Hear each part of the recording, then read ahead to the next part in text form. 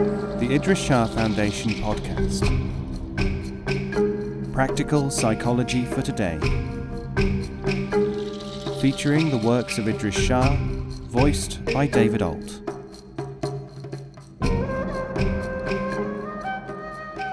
Welcome to the Idries Shah Foundation podcast. In this edition of the podcast, we will hear selections from Wisdom of the Idiots by Idries Shah. This audio is made available by the Idries Shah Foundation. Ahra and the Wealthy Couple. Emiruddin Arosi, who came from a family well known for its adherence to the beliefs of a sect of enthusiasts, met a sage and said to him, "My wife and I have for many years tried resolutely to follow the Dervish path. Aware that we knew less than many others, we have for long contented ourselves with spending our wealth in the cause of truth. We have followed people who have taken on themselves the responsibility of teaching, and whom we now doubt. We grieve, not for what we have lost in material donations squandered in ineffectual commercial enterprises by our late mentors in the name of the task, but rather for the waste of time and effort, and for the people still in a state of subjection to deluded and self-appointed teachers, people mindlessly occupying a house run by two false Sufis in an atmosphere of abnormality." The sage, whom tradition names as Khwaja Ahra, the Lord of the Free, answered, "You have repented your attachment to imitative teachers, but you have not yet repented your own self-esteem, which makes you imagine that you have a responsibility to the prisoners of the false. Many of the prisoners are themselves still caught in the web of deceit, because they too have not repented deceit and want easy knowledge." "What should we do?" asked Emiruddin Arosi. "Come to me with an open heart and without conditions, even if such conditions are the service of mankind, or my appearing to you to be reasonable," said the master. "For the release of your companions may be a matter for experts, not for you. Your capacity even to form an opinion about me is impaired, and I for one refuse to rely upon it." But quite naturally, afraid that they might be making another mistake, Arosi and his wife passed on, to find another man, one who would comfort them. And they did. He, as it happened, was just another fraud. Years again passed, and the couple made their way back to the house of Khwaja Ahra. "We have come in all submission," they informed the keeper of the gate, "to place ourselves in the hands of the Lord of the Free, as if we were corpses in the hands of the washer of the dead."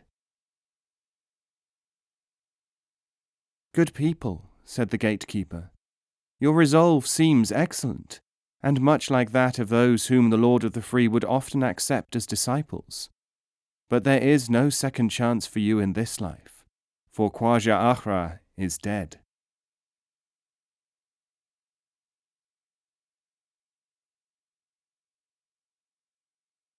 Bahauddin and the Wanderer.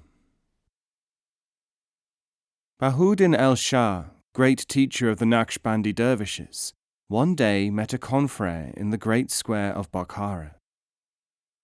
The newcomer was a wandering calendar of the Malamati, the blameworthy. Bahauddin was surrounded by disciples. "From where do you come?" he asked the traveller in the usual Sufi phrase. "I have no idea," said the other, grinning foolishly. Some of Bahauddin's disciples murmured their disapproval of this disrespect. "Where are you going?" persisted Bahauddin. "I do not know," shouted the dervish. "What is good?" By now a large crowd had gathered. "I do not know." "What is evil?" "I have no idea." "What is right?" "Whatever is good for me." "What is wrong?" "Whatever is bad for me." The crowd, irritated beyond its patience by this dervish, drove him away. He went off, striding purposefully in a direction which led nowhere, as far as anyone knew. "Fools," said Bahuddin Naqshband. "This man is acting the part of humanity. While you were despising him, he was deliberately demonstrating heedlessness, as each of you does, all unaware, every day of your lives."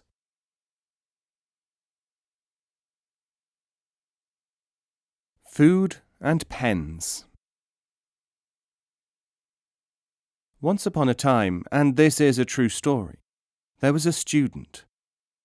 He used to go every day to sit at the feet of a Sufi teacher, to take down on paper what the master said. Because he was so fully occupied with his studies, he was unable to follow any gainful occupation. One evening, when he arrived home, his wife placed a bowl before him, covered with a napkin.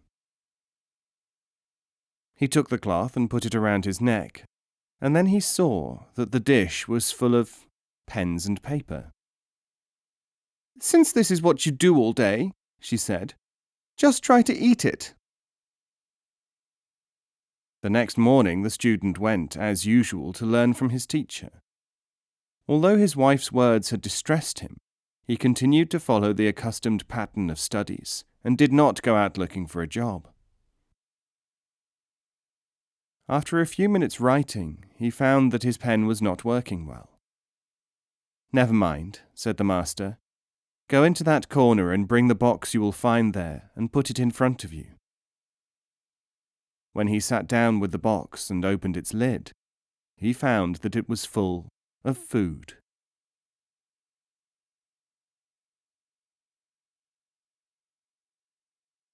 The glance of power. A dervish who had studied at the feet of a great Sufi teacher was told to perfect his knowledge of the sensing exercise, and then to return to his master for further instruction. He retired to a forest and concentrated upon inner meditations with great force and application, until hardly anything could disturb him.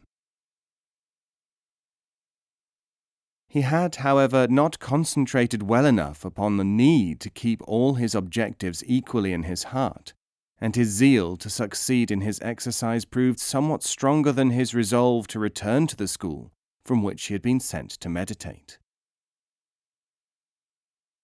Thus it was that, one day, while he was concentrating upon his inner self, a slight sound caught his ear. Annoyed at this, the dervish looked upwards into the branches of a tree from which the sounds seemed to come, and saw a bird. The thought crossed his mind that this bird had no right to interrupt the exercises of so dedicated a man. No sooner had he conceived this idea than the bird dropped dead at his feet. Now the dervish was not sufficiently advanced in the path of Sufihood to realize that there are tests all the way along the road. All that he could see at that moment was that he had attained a power such as he had never had before. He could kill a living thing, or it might even be that the bird had been killed by some force other than one within himself, and all because it had interrupted his devotions. "I must indeed be a great Sufi," thought the dervish. He got up and started to walk towards the nearest town. When he got there, he saw an elegant house and decided to ask there for something to eat. When the door was opened by a woman at his knock, the dervish said, "Woman, bring me food, for I am an advanced dervish, and there is merit in feeding those who are on the path." "As soon as I can, revered sage," answered the lady, and she disappeared within. But quite a long time passed, and still the woman did not come back. With each moment that passed, the dervish became more and more impatient. When the woman returned, he said to her, "Consider yourself lucky that I do not direct upon you the wrath of the dervish. For does not everyone know that ill fortune can come through disobedience of the elect?" "Ill fortune can indeed come, unless one is unable to resist it through some experiences of one's own," said the woman.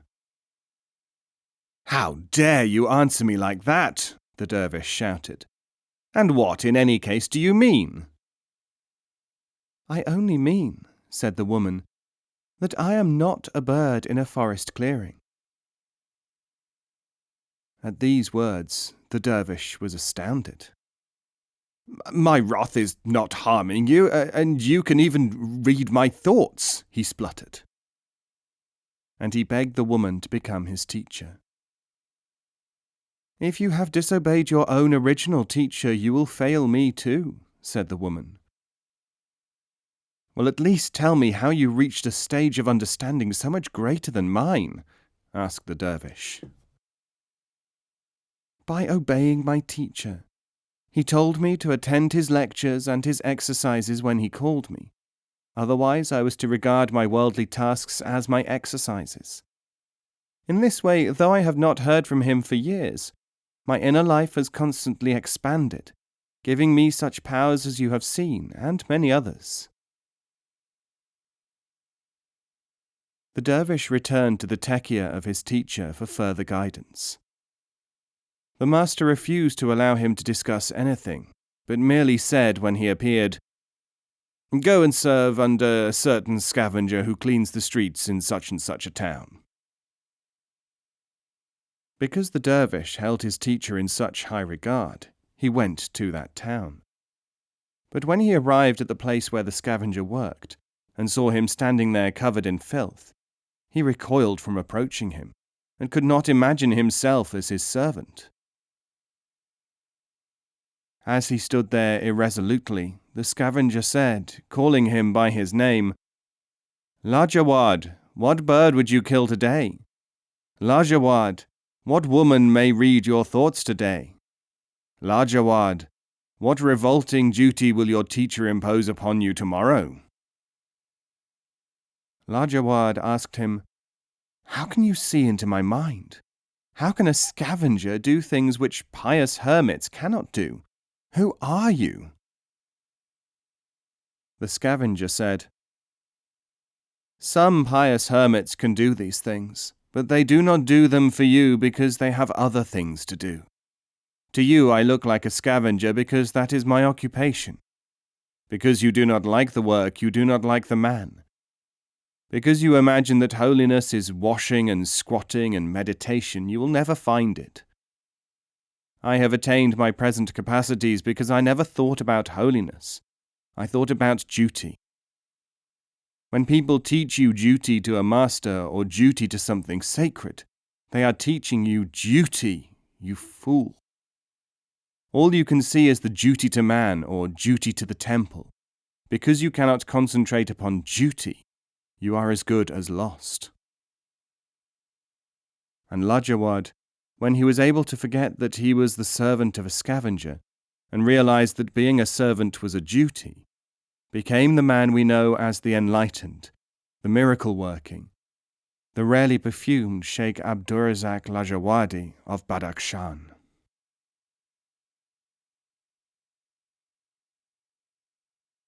Nothing for man except what he has earned. The superior experience and knowledge will be made available to a man or woman in exact accordance with his worth, capacity, and earning of it. Hence, if a donkey sees a melon, he will eat its rind. Ants will eat whatever they can get hold of. Man will consume without knowing that he has consumed. Our objective is to achieve by the understanding of the origin, the knowledge which comes through experience. This is done, as with a journey, only with those who already know the way.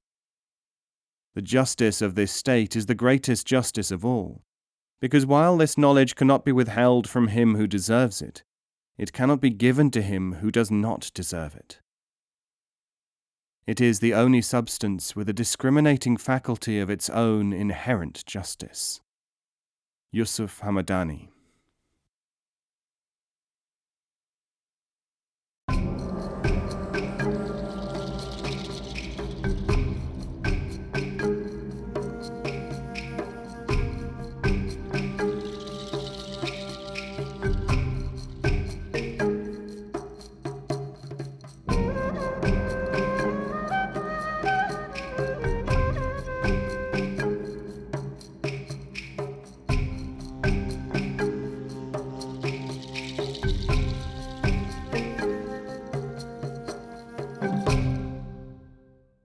This podcast is copyright 2016, the Idries Shah Foundation.